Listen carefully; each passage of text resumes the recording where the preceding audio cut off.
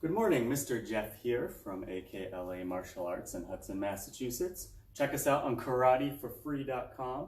That's karate, the number 4, free.com.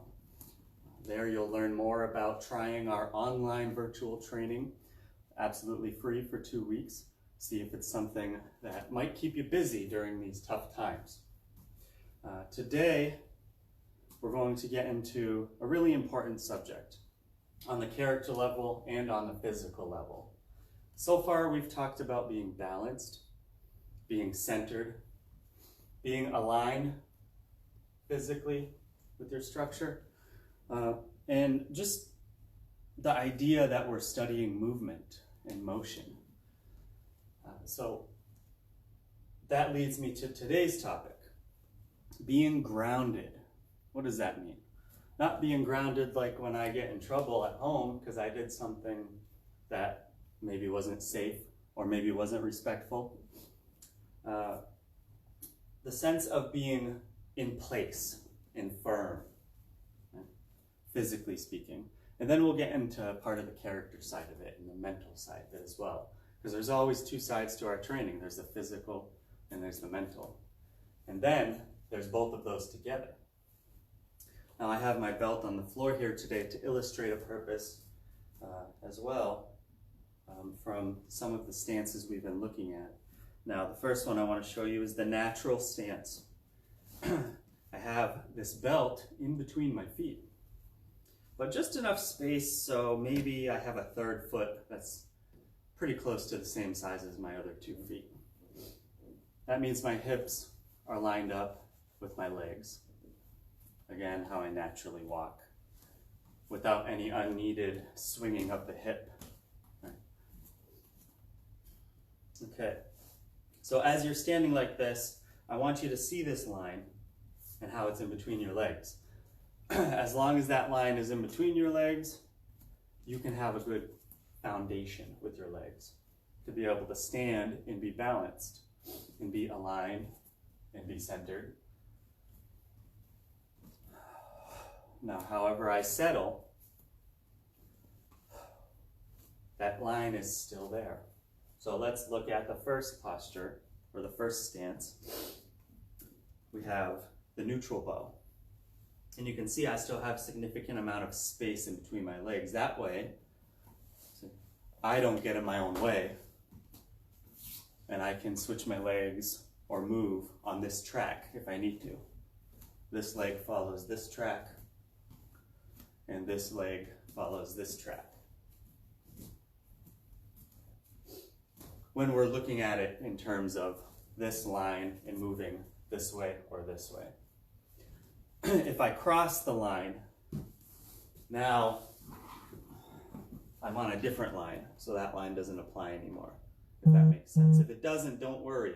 This is kind of tough information for a beginner who was just trying to learn how to stand, right? So that's part of what our drill is going to be today.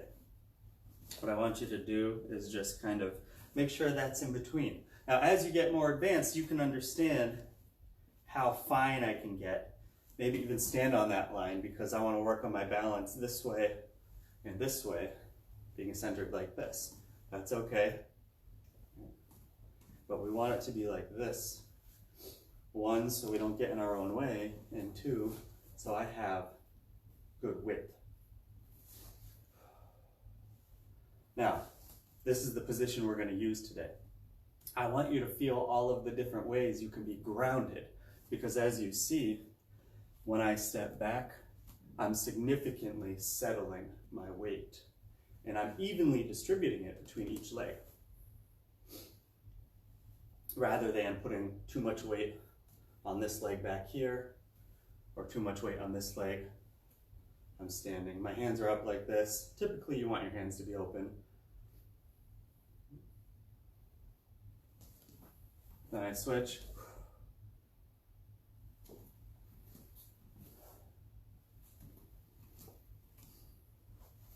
Now, from here, you're paying attention to your toes now. If we're looking at the more of the yoga enthusiast who's paying attention to what posture we're in, this would be warrior, Virabhadrasana.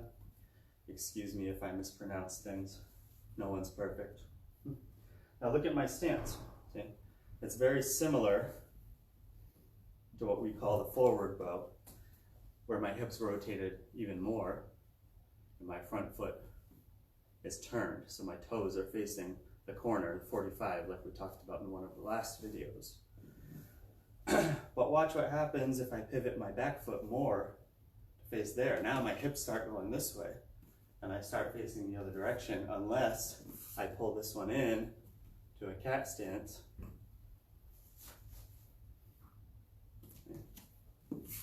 So play with the range of motion of your feet as they rotate. My back one first, I'm going to rotate it all the way. I might even go more. Then I have to start to bend, and now it starts to cause this one to rotate. Now I'm in what we call a twist. So the only way out is to step forward or to go back to where I was. Going in the other direction, I can be reverse or reverse. Then I can go this way. Then I can return and go right through that one. And I can go this way. But the whole time, this is in between my feet, as long as I am not stepping. I'm staying in these two positions here. So these are all the directions I can face, still keeping this, line in between my feet, as you can see.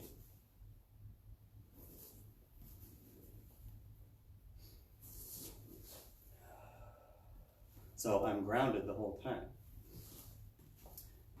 And here's another situation. A lot of times in yoga or in martial arts, we'll be on our knees. Now, if you have knee problems, I would suggest using a blanket or something cushy. This mat is very, very good on the knees. It's comfortable. But we often want to stay in a tall position while on our knees to work on developing and isolating specific muscle groups. Just like when I'm standing and I'm grounded. Now I'm kneeling and I'm grounded. And I can use that same principle with the belt. I have space in between the legs, so that way I can at least be stable for a minute if I need to. And at the same time, I can work all of these other positions that work on our hand and our torso and our limbs, such as the knees. Will be on the limbs, our knees and our hips. But also my hand strength. All the same things I can do if I'm bending forward, but we're getting to the smaller areas in between. So these are all important positions to learn because, hey, you never know, I might fall down and end up in one of these. What if I fall on the ice? Right? My body's used to some of these positions because I've worked them. But I'm grounded in my position. So if you look at this one here, see, if I'm down, there I am. And I can stabilize it with the hips. My hips are facing that direction now, so I'm still here. Natural. This is kind of like the cat stance. If I was doing the 45, and like this if I was doing the 90. Okay. Now I can put my foot there, and all I have to do is just tuck my feet and adjust. And for the most part, I have the line when I stand up. Okay. That line is here. I just reach with my foot, tuck my toes, and now I'm up. And I can reverse that too. It's a good workout just to do this. As you get older, this becomes more difficult, kids. So start with it now and strengthen those muscles to be able to stand yourself up. If you're an older kid, that's what I like to label people that are my age or older. This is good for you too. But again, go with your limits. If you know this movement's gonna hurt and it might be dangerous for you, first check with your doctor. Then check with your pain level, right? If you have to, just pick one of these positions and work on it. Don't necessarily work on doing everything you saw me do today, but maybe try this one and have blankets under the support areas of your knees. Make sure you're not pressing the dangerous part of your knee, the kneecap, into the floor. That's why you check with your doctor, because they show you the anatomy of your leg and say, okay, you might be able to do that if you put this part on the floor, but not this part, right?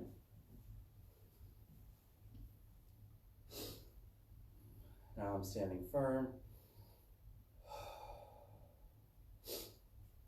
And then I could also try just bringing one leg up, doing one knee at a time, but I'm also getting movement in this part of the knee here, right where it connects with the shin. That's the part that you really feel on the floor when I'm here, not the joint itself. It's like if I put my elbow on the table, I'm not going to just dig this part of my elbow into the table. I'm going to put this part right here on the table. So it allows this to relax. So if I put this part of my shin and my knee with padding on the floor, I should be able to relax this and this.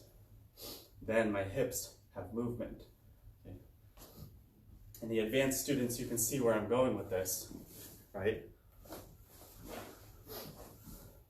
It allows you to move your weight in a similar fashion as if I'm standing.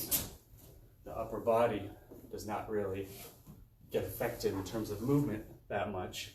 You just are quite limited with what you can do with this stuff until you're in a situation where now I'm sitting and I can use that part of my body.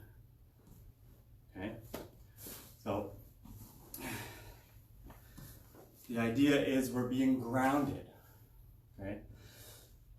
The other side of our training, the character side, involves developing yourself in a positive manner, developing your character, the character of black belt, which means that you follow the principles that we teach, specifically, and most importantly, the three things we talked about before: building confidence, focus, and respect. I want to ground myself in the mindset that I am dedicated, I have a purpose with this, and I want to be more respectful, more focused, and more confident than ever. Because I'm using this grand opportunity that I've been given to spend a lot of extra time in my home trying to figure out the best way that I can do the important things that I need to do as a person and as a family member. Taking care of my house, taking care of my body and my health, taking care of my responsibilities such as schoolwork, and for our martial arts families, taking care of my responsibilities for my black belt training. It goes beyond that, if you really think about it. But being grounded, we're using two different black belt principles for that. We're using indomitable spirit, which means that drive, that fire, that goal inside of you cannot be broken by anything. And it can't be stopped by anything because it's set in motion. You made that your goal, and all the steps necessary to complete that goal are going to happen.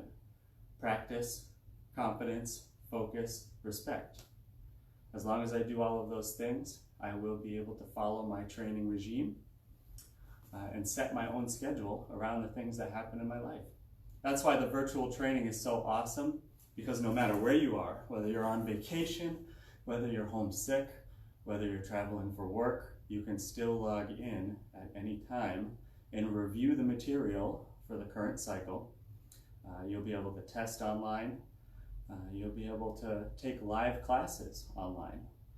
All of our classes right now are 100% online because of the COVID-19 crisis, but this is a service that we've always provided and offered to our students who took advantage of it, so that way it's seamless.